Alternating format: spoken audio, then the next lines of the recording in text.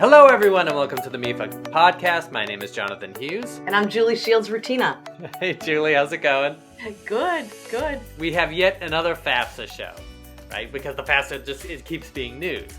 And so families are still struggling with the FAFSA this year, and the consequences of the FAFSA delays that have been happening are continuing to ripple through the lives of students and parents and colleges too.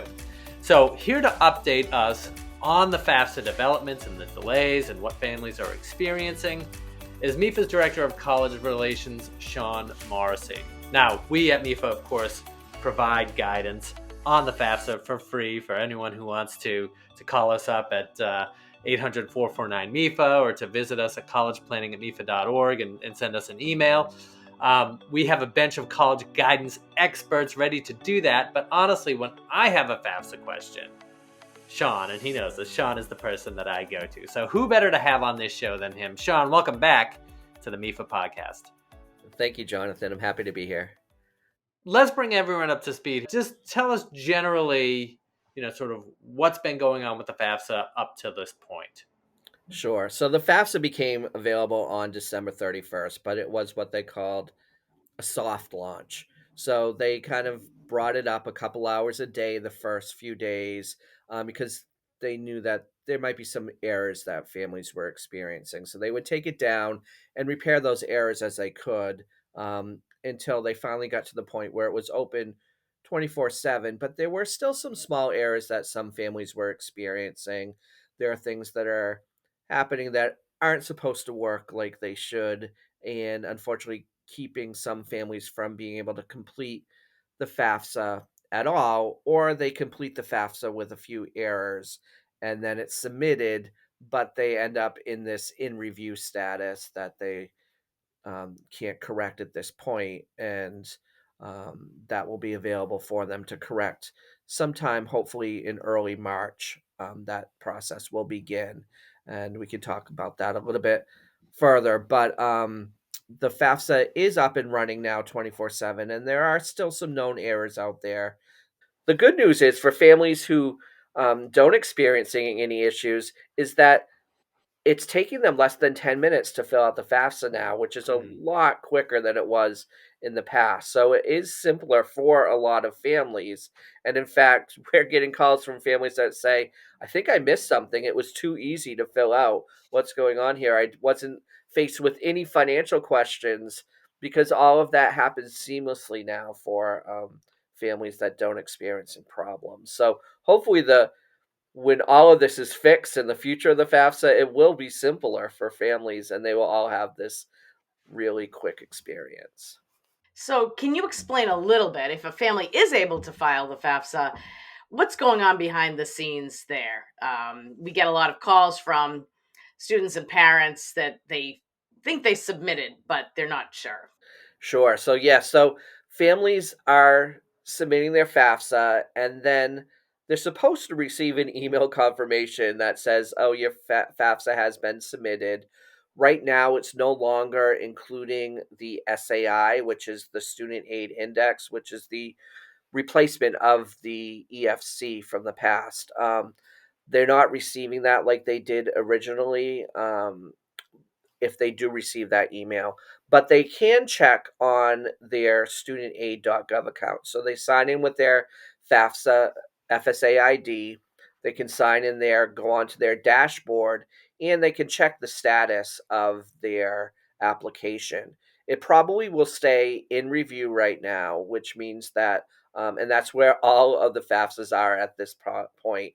None of them have been processed. They're all kind of in this holding tank right now, and they're waiting to process those all. That will happen beginning in early March, and they're going to be doing that in batches and begin processing those FAFSAs. And once they process those FAFSAs, families will receive another email that says that their FAFSA has been processed. And that will include on there their SAI, which is their Student Aid Index, and a summary of everything that they put on the FAFSA, which is called the FAFSA Submission Summary, the FSS. So they'll be receiving that beginning in early March, and they are going to process those in batches, first in, first out. So those that file the FAFSA earliest will be processed earlier, and they'll be Mm. sending those out in batches to students and to schools at that point in early March. Talking to a family who did everything that they were supposed to do, they filled out the application, they got their FSA IDs, they submitted, and now they're not sure if they did successfully submit. How can folks know that they did, in fact, file? Is there something that they can look at and know that they've done everything that they need to do at this point? Yeah, so they can log in back on studentaid.gov with their FSA ID. They'll want to go in with the student's FSA ID, and then they can check the status of their FAFSA on their dashboard. They can see their what the status is, and if it says in review, that means that they did submit the FAFSA.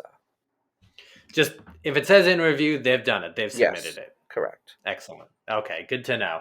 I do have one other little question here, and that is about that email confirmation with the student aid index on it, because we have heard from some parents, and some students do go online to check out other people's reactions and other people's experiences and see if they're going through the same thing. And there's a little bit of a difference in people's experiences, right? Like some folks do get a certain email and some don't, right? That's correct. So some students do receive the confirmation email that says that they have submitted their FAFSA. Others have not been receiving that at all. Families that submitted their FAFSA early in the process may have received an email that had an SAI on that. Now they are not including the SAI on any of the emails. So if you receive an email that said that you submitted that and you don't see an SAI on there, don't worry that you or think that you did something wrong. They're just not including the SAI anymore in any of those.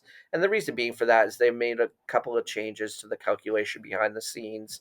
And so they're recalculating SAIs, and they don't want to send out the wrong SAI to students before that's finished. And that's another I reason why they're delaying the process of sending the ICERs to schools until early March, is to get all those calculations correct. Well, why don't we mention that a little bit then? If you could just explain for a brief moment what those adjustments are.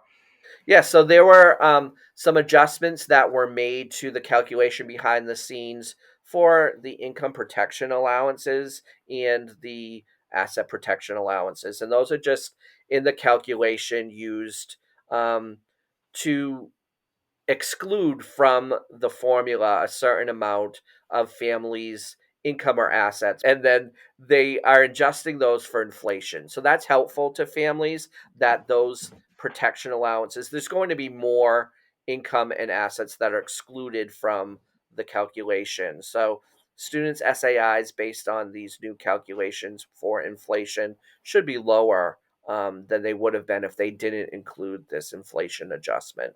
So it's good news for families that they're recalculating all of this. So, just this week, Shawn, I've been receiving a lot of questions, say from students or parents who want to add an additional college or make a correction or change to something they submitted on the FAFSA. So what do we tell them? Yeah, so the correction process is not available for anyone yet. That will not become available until the FAFSAs begin processing in early March. So once you receive that email that says that your FAFSA has been processed with that FAFSA submission summary, then you'll be able to go in and make corrections on your FAFSA. And that would be anything from simply adding another school to, if your FAFSA was submitted erroneously without a signature or something like that, you can then go in and make those corrections as well. So if you've been waiting because there was a problem or a glitch that happened when you were doing your FAFSA submission and you're kind of stuck in this place where you can't make those changes, you'll be able to do that in early March once you receive that email that says that your FAFSA has been processed. How do the colleges not getting this info until mid-March, so the beginning of March, impact a family's schedule? We have it in our heads because we've been through many years of this cycle that students file their FAFSA and their financial aid forms in the fall of the previous year. They get financial aid offers beginning around February or March sometimes, and then they have until May to deposit May 1st to deposit at a college. How has all of this impacted that schedule, both with uh, deposit dates and even FAFSA deadlines at colleges? So some schools are extending their financial aid deadlines. Um, some are keeping their deadlines but are being flexible, knowing that families are experiencing some difficulties. So they'll work with the families that are receiving problems, and um, behind the scenes, they'll just work with them so that there'll be some flexibility there for those that didn't change their deadline. And the same with the admissions enrollment deadlines. Some of those are being moved by some schools, so they're extending those a little bit in some cases. Others are not extending their deadlines, but are going to do their best to get awards out to students before they have to make their decision. There are some schools that use another form called the CSS profile in addition to the FAFSA that will be able to send out awards earlier on a more normal schedule because they already have that data. Other schools that rely on only the FAFSA to award financial aid are going to need a little additional time once they receive those FAFSAs in order to start awarding aid to them. So the FAFSAs will be sent to the schools starting in early March when students receive those emails saying that their FAFSA has been sent to the school. But the awards may take a couple of weeks at least after that to come out because schools have to process those. So don't be expecting that the minute you receive that letter saying that the school received your FAFSA that you'll receive an award the next day. It will take a little time for schools to work through those, but schools are going to do their best to get information out to students so that they can make those decisions. And we're hearing from some schools, even those that do use that other form and are able to get out the awards on a more normal schedule, that they may extend their enrollment deadlines, knowing that students are not going to be able to receive awards from other schools that they're applying for. And they want students to be able to have all the information they need when they're making a, a decision about where to enroll. It makes me happy that colleges, that some are changing deadlines and that some are just, being flexible with all of this. So I think that's really good news. Now we know that students, when they complete the FAFSA, not only does it go to colleges and universities, it also goes to the state for them to apply for state aid. And the deadline for that is usually May 1st. Is that still the deadline for state aid? So far, that is still the deadline for state aid, but they are monitoring the situation, and if need be, they might extend that. But at this point, they're keeping the May 1st deadline. But they are aware of the delays, and they will be watching that closely. What would be the message then that we have to families who have nothing they can do essentially but sit and wait to either update their information or to await confirmation that their colleges have received their FAFSA? You can imagine that parents, well, you probably experienced it, that they're anxious. Yes, families are very anxious. I don't know if this is good news, but the good news is everybody is in the same situation right now. It's not as if some families' information has been sent to schools and others are still waiting and are in this holding pattern. Everyone's kind of in the same situation. Financial aid offices understand what's going on really, really well, and they are working with families. They want to hear from families that are having real issues that they can't file the FAFSA at all. Like, for example, families without a social security number, they're urging them to contact them to see if there are other ways and methods that they can use to get them an estimated award. So please reach out to financial aid offices if you have really extreme circumstances where it's not allowing you to submit a FAFSA at all. Those are situations where you should reach out to the financial aid office.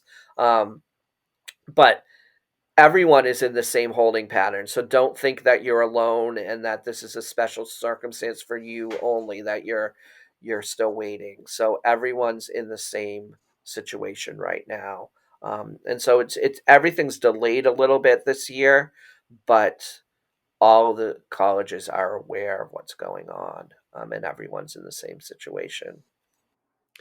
I also, before we go, just want to mention the webinars that you've been doing both last night and today that I think should be available for folks to view if they want to on MEFA.org. And we can link to those, but I don't know if you want to just mention those. Sure. So we did one just this morning for school counselors. We did one yesterday with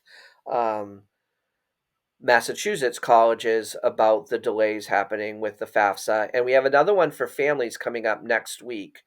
So that will be during school vacation week at 4:00 on Wednesday.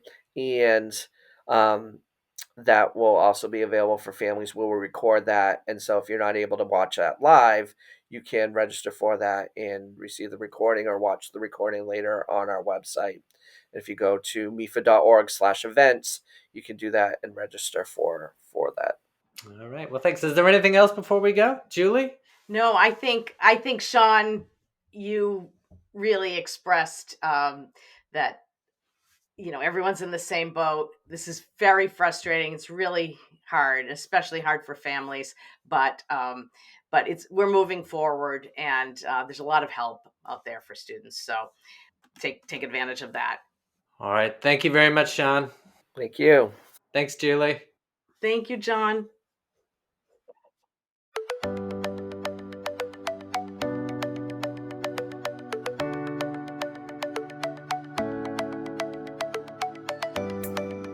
Thanks again, Shawn, for being here. And remember, everyone, if you liked what you heard today on the show and you want to learn more from MEFA about planning, saving, and paying for college and career readiness, well, then you can follow the show wherever you get your podcasts.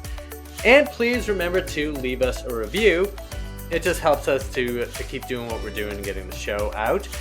I also want to thank Julie Shields-Rutyna, Sean Connolly, our producer, and I want to thank AJ Yee, Lauren Dans, and Lisa Rooney for their assistance in getting the show posted. Once again, my name is Jonathan Hughes, and this has been the MEFA Podcast. Thank you.